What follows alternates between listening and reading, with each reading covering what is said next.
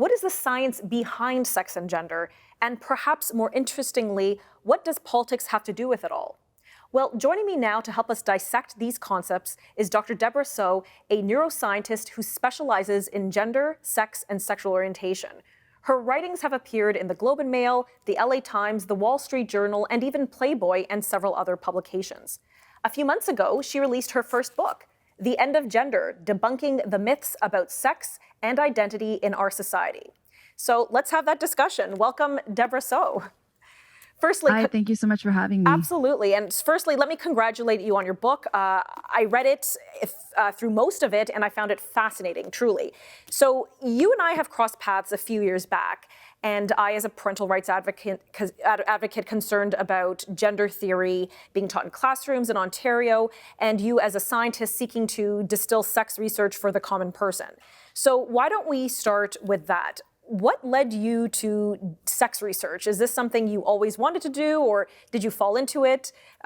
What happened there? I just fell into it. It was somewhat accidental. I didn't know such a thing existed. And then it was in graduate school, really, that I happened to do a placement, and I was doing brain imaging research, and I just fell in love with it. And I thought, wow, I think this is something that people need to know more about. I just found it inherently fascinating. And so from there, I continued on and finished my PhD, and now I work as a journalist. And as you mentioned, my first book just came out, The End of Gender, with Simon & Schuster. And we're going to unpack your book, but what compelled you to write this?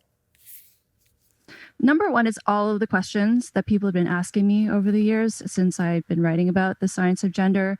I really felt that it was really important for people to have a resource where they could learn about the science and learn about it in a way that made sense. Because I would say, as a former scientist, a lot of these scientific articles that exist, number one, they're behind a paywall, so they're not easily accessible. And then if you do manage to access them, they're full of jargon and they're really difficult to understand. So the book is really important to me that it was both informative and also something that someone without a scientific background could pick up and read easily.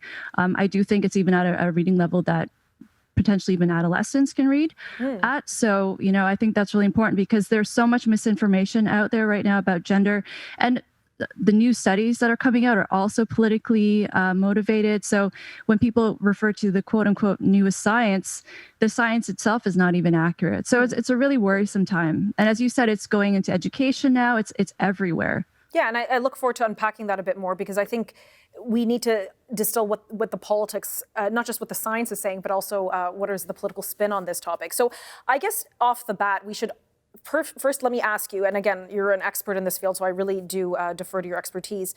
Many Canadians use the word sex and gender interchangeably, perhaps because maybe people want to avoid using the word sex. Maybe people still see it as a dirty word. I don't know.